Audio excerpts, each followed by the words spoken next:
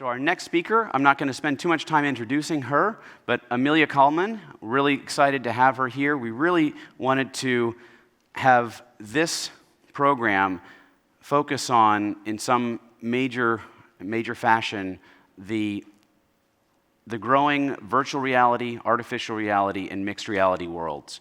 Hotels and brands are experimenting with this significantly. They're interested in it. There's so many different and unique ways that we could leverage this technology.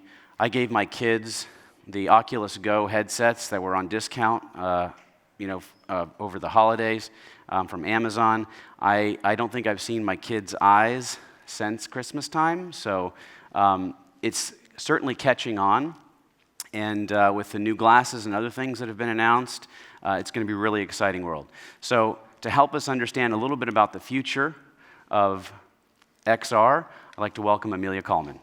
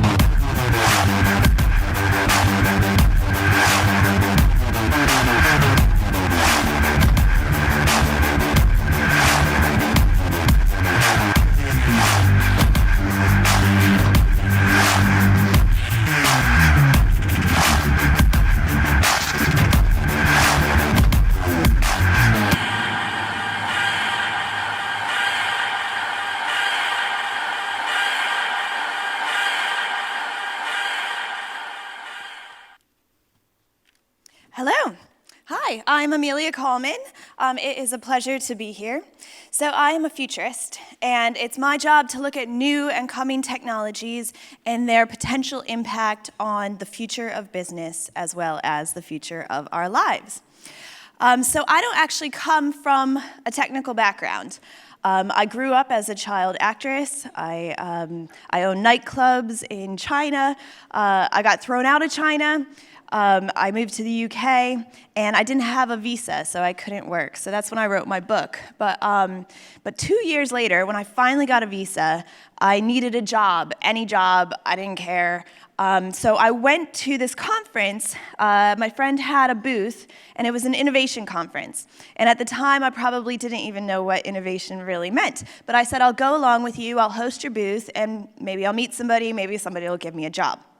So there was this booth a couple over from ours, and it had all these kind of touchscreen tables and virtual books and a bit of augmented reality, and I'd never seen anything like it before. And I just kept asking lots of questions. You know, who uses this? What's it for? How much does it cost? All these kind of things. And then finally, I started bringing my people over and explaining to them what had been explained to me. And somebody said, "Do you work for us?" And I said, "No, but I should." And a week later, I was hired, and I started as a marketing assistant in a creative technology company. And then I worked my way up. I became their global head of innovation. I opened up innovation labs in London and Dubai and went on to open in Scotland. And then I went freelance about 2017 and became a futurist and worked for companies like Wired, PwC, Accenture, et cetera. And then also a big part in the insurance industry. So what was really interesting, though, about the timing when I started, even though I didn't come from a technical background, 2013, that's when the Oculus Rift got kickstarted. That's when Facebook bought it. That's when Google Glass came out. All these kind of things. So everybody was just starting in this industry. Even though these technologies had been in development from the 1960s, this was the very first time we had seen them in a consumer landscape. So one of the things I'm actually known for is not just focusing on the potentials and the impact and the opportunities that these new technologies provide, but also taking an equal look at the potential risks. Because, with every great thing, there's the other side of it. And this is something that we don't often talk that much about. There's a lot of hype around these technologies. There are a lot of opportunities, but equally it's good to be aware of any potential downfalls to society, individuals, to businesses in general.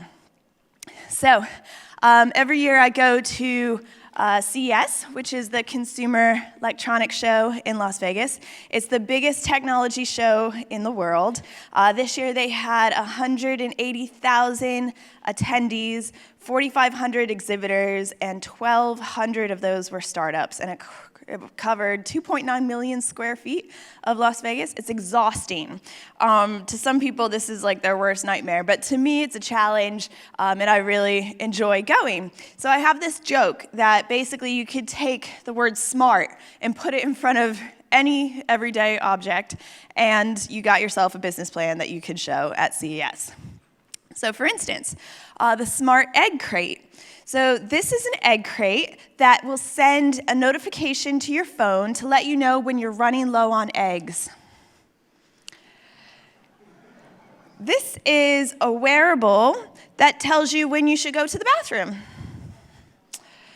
And then this one is a smart condom that actually lets you know how many calories you've burnt so you can share them with your friends on social media. Because who needs privacy anymore anyways? But all these things are part of the Internet of Things. So, we live in an ever more interconnected universe, and I think that we have moved past IoT into IOME. We are all the center of our own ecosystem. And in a more general sense, we've moved past the Internet of Things. We live in a post-digital age now, okay? So everything already is connected, and now it becomes more important how intelligent things are. And then the evolution of that, I believe, is going to be the emotional intelligence of things, how emotionally smart these machines are and how they interact with us. Artificial intelligence, including things like voice activation, this is all a huge part of it. And I cannot talk about XR without talking about machine learning and artificial intelligence, because all these new technologies really go hand in hand into what the future is going to look like. And I'll use some examples of these, or I'll show you some examples of these coming up. But with voice activation like this is already being integrated into some hospitality services. I know that Wynn hotels in Vegas, they all have Alexa in their rooms. Marriott, Hilton, also experimenting with this area. So this is an example of Marriott's smart hotel room. Now, a couple observations. This morning in my hotel room, I realized there's no clock. So about 5 years ago, you would have to have a clock, right? Because you would have to be able to set an alarm. I kind of miss it, to be honest. I mean, I can look at my phone, but at a glance, you don't have a clock anymore. And then also there's a screen in my room to watch television. But I haven't turned it on once, and I don't think I'll turn it on the rest of this week.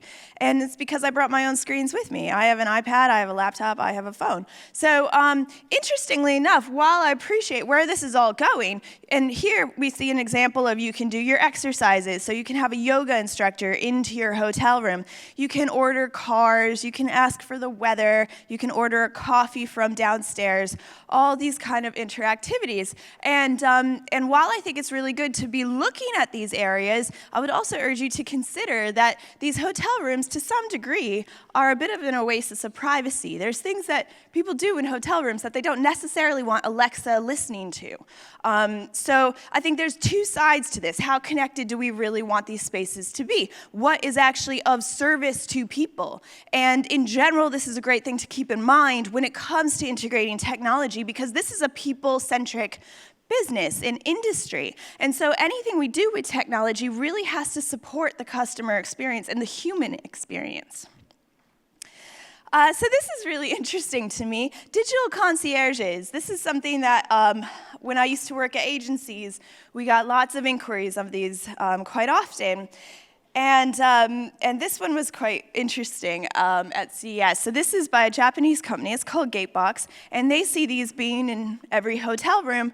And basically, you can have whatever hologram you want. This could be a celebrity, this could be the face, the brand of the brand, and it's interactive, so you can talk to it. So instead of having a faceless Alexa with the same voice and stuff, you can have a conversation with, this celebrity hologram in your room. So it's the virtual butler, something like that.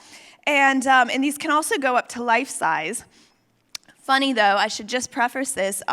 If you do decide to Google this, in Japan, this was actually originally marketed as a virtual bride.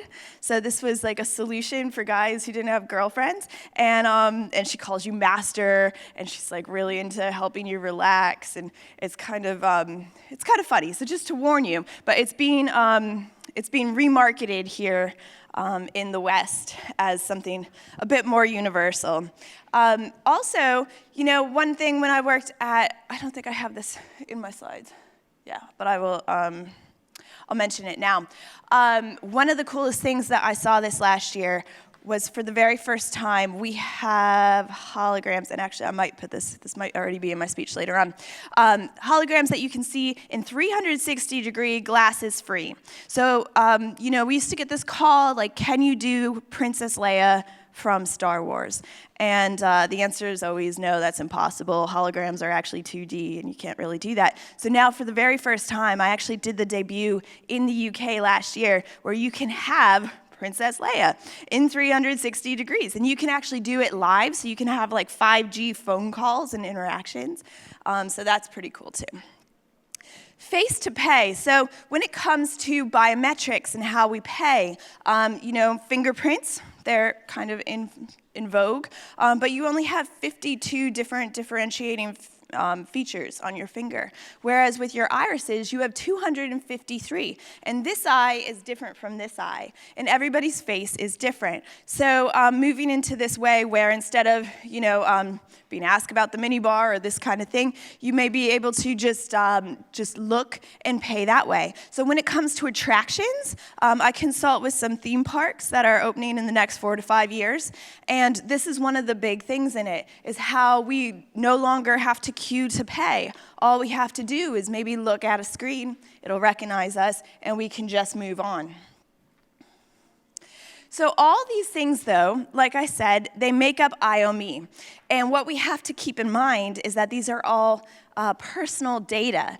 And the weaponizing of IoT is real. I was just at breakfast on the cover of the New York Times about data brokers. What's the difference between data brokers and, and illegal hackers? There isn't anything really. Equifax, it was an article about how they had an atrocious cybersecurity program where everything wasn't encrypted. Their username and password was admin. Basically, it was a completely preventable data breach, but they hadn't taken the right precautions. And at this point in age, we cannot, companies cannot survive data breaches these days. Once you get that kind of a reputation, it's very difficult to come back to it. And, if something like that does happen, the best thing to do is get out in front of it, be on Twitter within the first hour, and start talking about it. But as we start to interconnect different devices, especially when we think about things like hotel rooms and the kind of personal data that is collected there, we also have to be very considerate about what we're doing on the back end to secure that data, because a lot of these devices are just made for pocket change. They are not made with our security in mind. And all it takes is one portal of entry to break into entire systems. So I used to have Sonos at work, and the thing is that when you have something like that, it actually is on my phone with all the other apps for all my home devices. And so it actually takes something like a break-in to your smart coffee machine that can go in through Sonos, that can go into your business, that can go into your emails, that can go into your server. So this is something that we really have to consider, because this is one of the biggest threats for this century. Okay, now I'm going to move into what I really love to talk about, which is the new realities. So virtual, augmented, mixed reality. Just so we're all on the same page, I think you guys probably know the difference, but I like to differentiate between augmented reality and mixed reality. Some people all call it augmented reality, but to me I think it's important to differentiate because augmented reality overlays the 2D onto the physical. Okay, and then with mixed reality, this overlays 3D 360-degree holograms over the physical environment. And why I really love these is because you can still stay present, you can still see where you're going, so you're not going to get motion sickness, whereas you might inside virtual reality where it's completely exclusive to your natural environment and the world around you. All three of these have very specific use cases. And a couple years ago when we were here, we were very much talking about virtual reality. It was really taking off in gaming. Augmented reality to some degree was kind of being written off. Now I would say that's actually switched. And one of the biggest trends that I saw this year at CES was this kind of focus on augmented reality in opposed to virtual reality. So I'm going to talk about some of these examples. So Marriott have the Portal to Paradise. So this is an app that you can use on your phone. It's for Latin America and the Caribbean, their resorts and hotel rooms. And basically, anywhere you are in the world, you can start having a walk around of their resorts and the hotel rooms, so you can preview your vacation. But what I love about this is that it's done through your mobile app. So you already have that device. So the port of entry, it's very frictionless. And then also this is what they see as an entry into purchase. And taking this one step further, moving away from that thing that you have to download an app, because that can be a pain sometimes. And I know that sometimes I'll download an app to get the thing I want for free, and then I'll delete it as soon as I'm done with it, which isn't really the kind of customer journey people want. So that's why WebAR is very important and really transforming a lot of industries in general. And honestly, this is something I see as the future of the customer journey and the customer experience. So what this means is that you no longer need to download an app. All you have to do is put in a QR code. In the future, you won't even have to do that. You'll just be able to hold it up to an everyday object or something outside. And then it'll activate this digital experience. And what's really cool about this is you can do things like send people on scavenger hunts. You can have people experience art and experience buildings in a whole new way. You can actually have things like virtual art exhibitions. So one of my favorite examples, last year, LegoWare took an empty warehouse, an empty store in Covent Garden, and if you had Snapchat, you could go in and you could see all the clothing, you could see a catwalk, celebrity runway show. You could hear testimonies by celebrities. And from the outside, it looked like everybody was just walking around with their mobile phones inside a white space. But these people inside the store were actually going all the way through to a purchase. And because this is done on your personal mobile phone, it has the ability to do that. So if it goes all the way through and it says, if you buy this within the next 30 seconds, we'll give you 50% off. Do you want to buy it? And all I have to do is put my thumbprint on, then you have had a complete seamless customer journey. And this brings together e-commerce and bricks and mortars, the digital and the physical, which is something we have been looking to achieve now for quite some time. So, I don't know why that's not showing up. It didn't show up in my slide the other day. But this is Scape, okay? And remember this name, Scape Technology. This is a London startup, okay? And what they do is they do geolocation for augmented reality experiences. And basically, you can pin digital, interactive, 3D moving experiences, images, animations to different places. So if I go up to a historical building, I can have a look at it. I can see what it looked like, 100 years ago. I can see what the renovations might look like 20 years down the line. I can also see who else has been there. So I can see the tags and the pictures from Instagram. I can like other people's pictures. I can take my own picture and geolocate it there. So when other people go through the tour, they can come through and see my picture. This is going to be huge. And and for several different reasons. But apparently, I've been talking about this now for a couple years because I know the people who started this up. And this was actually number 6 in my top 10 innovations that I presented at the XR Summit. And in hindsight, it probably should have been moved up because apparently I'm not the only one who thinks this is very cool because Facebook just bought it for $40 million. And I was not an investor, unfortunately. So this is a great example that Accenture are using. And they are calling this their XR platform for event planning. And I'm actually going to show you a little video on this. And what this really indicates to me is that Accenture would not have productized this unless this is something that was very high in demand. So I'm going to show you a video because I think they'll explain it a bit better than I can.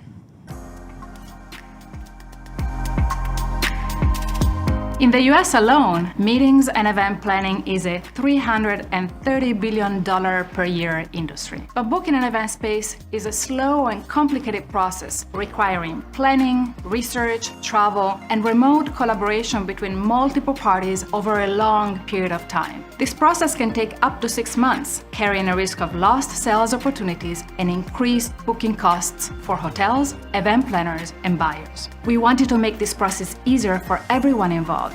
So we created the XR Event Planner, a cross-platform solution that gives all parties the abilities to visualize, customize, and move through event spaces remotely, all while collaborating in real time.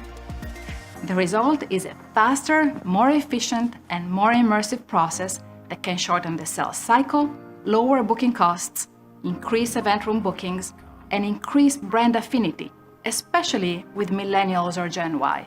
Qualcomm partnered with Accenture, IHG, and the Intercontinental Hotel in downtown Los Angeles to create a new cross-platform solution with new XR tools, powered by Qualcomm technologies.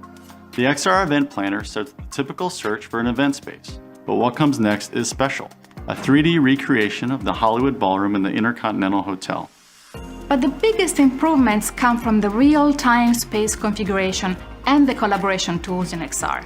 These tools allow for immediate modifications of room layouts, table and chair density, decorative options, and even lighting environments, and include the ability to leave design notes. The experience can run on a smartphone or a tablet. We can place a 3D recreation of the event space anywhere and get a dollhouse-type view. And using the collaboration tools, we can change the flow in real time across any device, whether we're in the same room or on different continents. For a deeper level of immersion, we also developed the experience for the Nreal mixed reality glasses. These are powerful, lightweight, smartphone-powered glasses that project 3D content directly into the user's field of view. This allows for a rich, hands-free experience in a form factor that is comfortable, familiar, and portable. For the most immersive experience, we use the Vive Focus VR headset. In VR, the user can truly experience an event space at a one-to-one scale. They can walk around the space and get a real sense for the flow and the details of the setup. We tested this solution with event planners, corporate buyers, and our partners at IHG and the Intercontinental Hotel. The hoteliers saw clear benefits. I think this is going to be a very collaborative tool. It seems incredibly innovative. It brings it to life in 3 dimension. I think that, you know, in sort of real time, being able to sit there with a customer and make these changes, whether you're sitting right next to them in a trade show situation or in their office, or even remotely, they're in their office, you're in your office, I think would definitely help build their confidence and help us close the sale as well. Yes, I think this tool would definitely help shorten the selling cycle. I think that the value that I really see in it is being able to sell your property and your spaces to people who are not directly in the city. Well, and the cost for us too, because quite often when you do site inspections, you're having to allow yourself for rooms that you take out of inventory. So if you can make the sale without having them to come, I think that's a win-win for both client and hotel. Our combined analysis from the focus group feedback and market data shows that individual hotels could see increased revenue of 8% by using our solution. Participating in the XR Event Planner tool pilot with Accenture and Qualcomm is another great example of this focus. Through the use of augmented reality and virtual reality technology, we can help our hotels close event sales faster, increase overall productivity, and ultimately have the potential for increased revenue. At the same time, we're helping groups and meetings clients experience an event space up close without having to visit in person, which reduces our carbon footprint and gives them added assurance that their event will be a success by bringing it to life in even more dynamic ways during the planning process. So as you saw there, they showcased Nreal. These are augmented reality glasses, and as I mentioned at CES this year, I saw a real kind of shift in focus to these augmented reality glasses. And at the moment, everybody is trying to become that glasses that everybody needs to have. That's kind of stylish, that is lightweight. Basically, I tried Nreal, I tried Norm glasses, I tried a couple other ones. I'll be honest with you, my opinion is they're not quite there yet. They probably will be in the next couple of years. They're still a bit heavy, they're not very stylish. And my prediction is that actually it's gonna be Apple that really breaks into this. They have patents out, they've released several of their prototype designs. They're not gonna release it though until the market's ready for it and they're perfect and they become the next iPod, iPad, iPhone. And the idea there is that we take it from looking down at our screens and we put it in front of our faces. So we're having this eyes open, hands-free, heads-up experience now, which I see a lot of benefits for because then this just overlays digital onto our reality and adds that extra layer. These ones right here were made by Panasonic. They have said that they don't actually have plans to release these. These are virtual reality glasses, and these are the smallest virtual reality glasses we have ever seen. And I gotta say, they're kind of stylish too. I kind of like where they're going with them. And they weigh 150 grams, and they use OLED, so they're the first like ultra OLED glasses out there. And at trade shows and exhibitions, I could see a lot more people wanting to put these on than entire big headsets. So I expect that this is the direction we're gonna be going in. And then following that, we're going to contact lenses. So for the very first time this year at CES, we saw the debut of Mojo Lens, which is something we've been talking about in science fiction for ages. This idea that we're gonna have contact lenses that have augmented reality that you can overlay onto reality. And now this is something that's actually happening. So I think we're still a good ways off.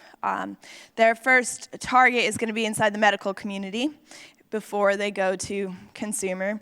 But it is really interesting to know that this is actually happening and it's not science fiction anymore. If you guys are into any of this kind of stuff, I put out a free monthly newsletter. It's called The Big Reveal, and it's my top 10 latest cool innovations in this area. And you can subscribe on my website, ameliakallman.com. So marketing. So this is something that we have seen a big uptake on, and this was, like I said, I started in this industry in 2013. And when it came to virtual reality in about 2015 and 16, everybody wanted to do virtual reality. It was like the thing. And we learned a lot from that experience. And then kind of 2017, 2018, there's been a bit of a pullback. And I think it was because maybe the technology had been overhyped, the quality of the experiences at that point as well. And so we were finding, people at trade shows, maybe they were getting a bit motion sickness, maybe they didn't want to put on the headsets, these kind of things. But this is getting better and better and better all the time. So this is a group called Travel World VR, and they are showcasing hotels, destinations, resorts in 360 degrees, which you can view through your computer, through your mobile, or through a virtual reality headset. So that kind of cross-platform experience, I think, is very important to remember as well. And the idea here is that you can preview your holidays and go straight into booking. So they offer this kind of complete end-to-end service. And as people in the hotel industry or hospitality, you can actually link up with them. So it goes through you as well. , is another company that has been working in this area. So, some of the cool things about getting around inside virtual reality. This was one of the debuts at CES that caught my attention, so cyber shoes. So being able to actually walk through premises, walk onto the beach, like what is that actually like? Here you're seated down, and you have these little plastic things that strap around your regular shoes, and you can actually move around and walk and run inside these virtual spaces. So if you're bringing somebody into a travel booking retail place, you can actually avoid things like motion sickness and let people have an experience that they haven't had before. I think this is really important to remember. Some people have maybe tried virtual reality a couple years ago when the quality wasn't so good, when there was still some latency, when eye tracking and stuff was not available. It's really important to remember that this is a technology that is moving very fast. And another big thing that's going to happen is 5G. And when 5G happens, we're going to see another big leap in these technologies. So about being able to give people an experience that maybe they haven't had before with these new realities. Along with things like Ultra Leap. So this is one of my absolute favorite technologies like ever. So Ultra Haptics, they bought Leap Motion. And what this lets you do is to touch and feel virtual objects in midair.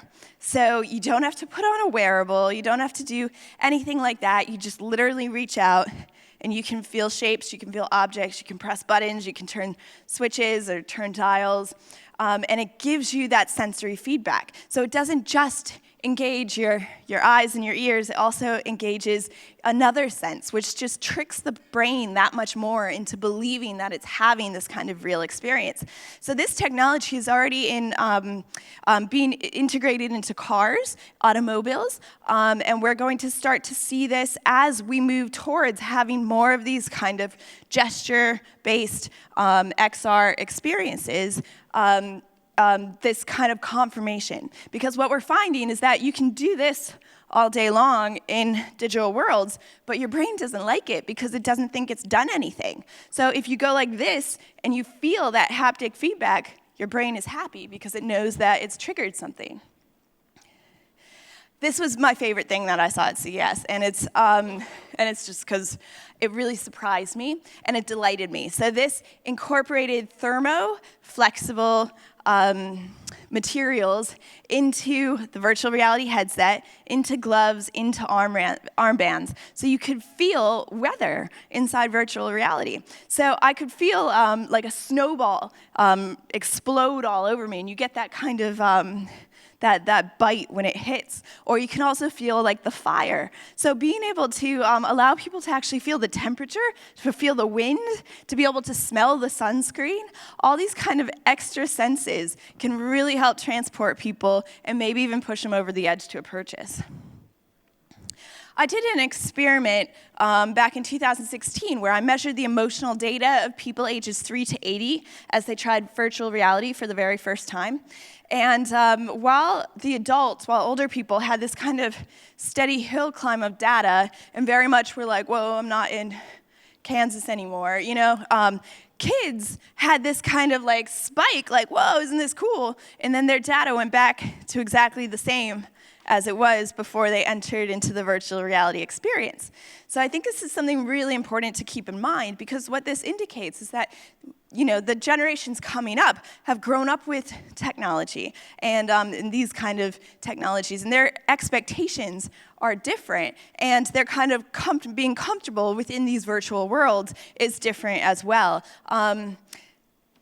And what I did there is I was measuring their biodata, so things like blood pressure, heart rate, sweat glands, all these kind of things.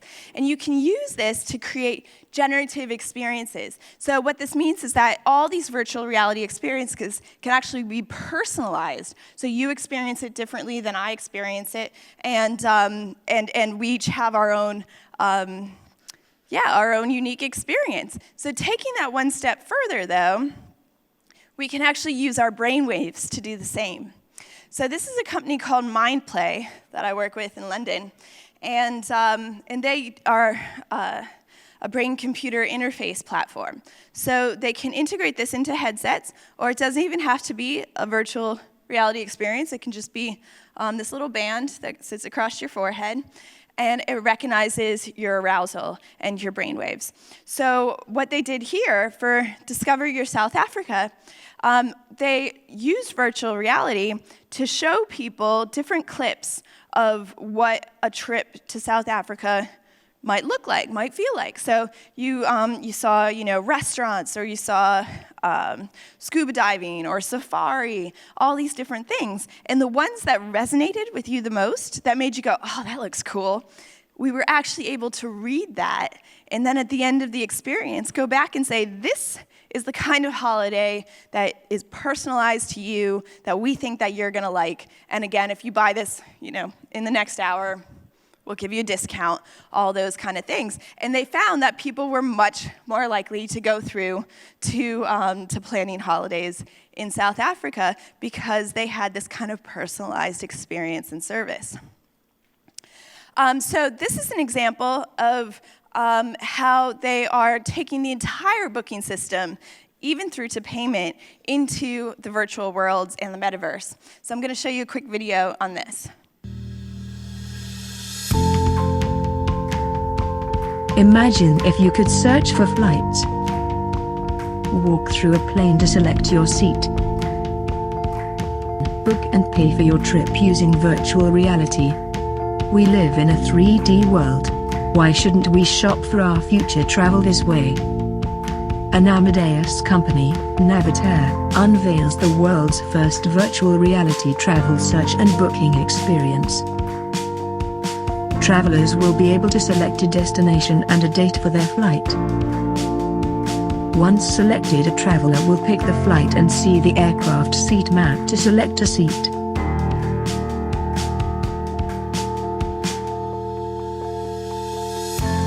You will also add other services to your booking.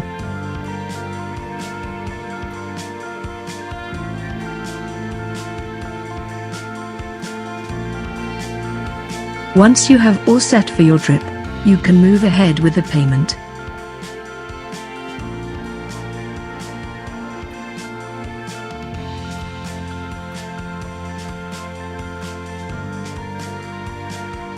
This could change the way travelers will purchase trips, helping airlines and other travel companies become the next generation retailers.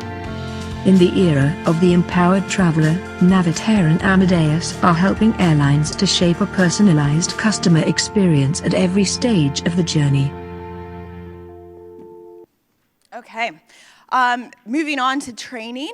This is something that we have seen a big impact on across industries. So this is an example Best Western is using. And what's really cool about doing this is you can actually create generative scenarios.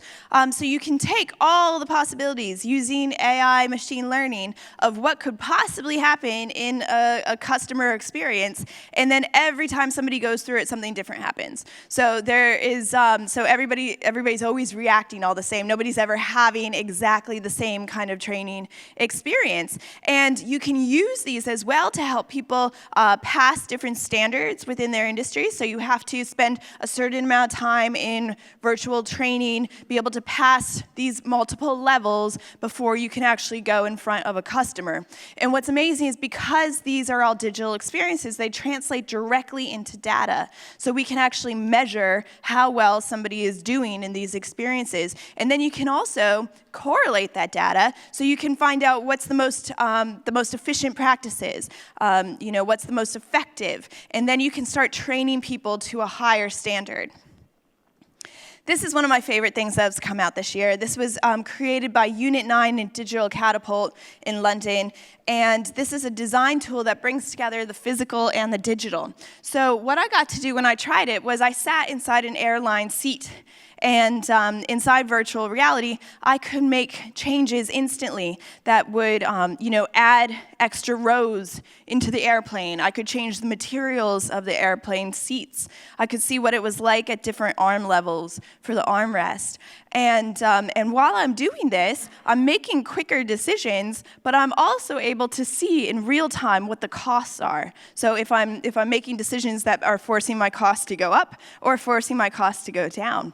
So Crown Plaza, they used to replicate all these kind of houses, all these kind of showrooms, I guess, and spend hundreds of thousands on each individual showroom. And now they don't have to do it because they do it inside virtual reality. And once you kind of have these systems in place, that after that initial spend, you are starting to adapt them, and you can use that. And in the long run, they're finding that it's saving them lots of time and lots of money. Location-based entertainment. So this is something we're going to be hearing a lot more of. This is Atari. They said that they plan to open 20 hotels across the US in the next couple of years. And what their big thing is that it's going to be a place where you can have location-based entertainment experiences. So be able to play with virtual augmented mixed reality. It's going to become a big gaming site. And gaming in general is something that is a huge growing industry. And combining that, oh, okay, I'm not there yet. I'm going to show you an example of who is combining that in a minute, I believe. And then incorporate it into dining. So at this particular experience, they charge $1,500 a person for a 14-course meal. But the whole thing is that it is supposed to be what it's like to dine in 2050. So it extends the senses, and it uses virtual and mixed reality.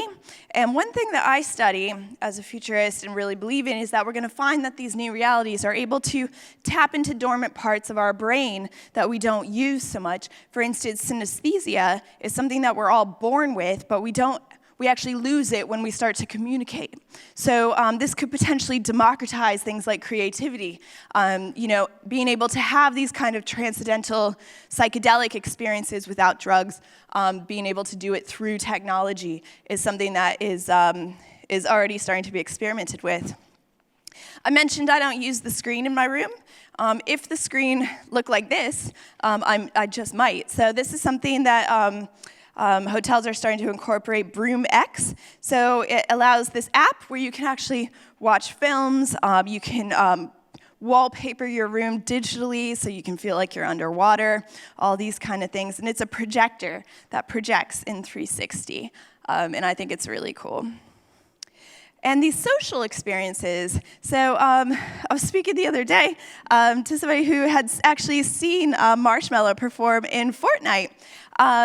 And so instead of past generations, maybe I went to Lollapalooza, I went to Woodstock, this generation saw Marshmello perform in Fortnite in a virtual world, and there were 10 million people went to go and see Marshmello, which is the highest number of people ever to go and see a concert at one time.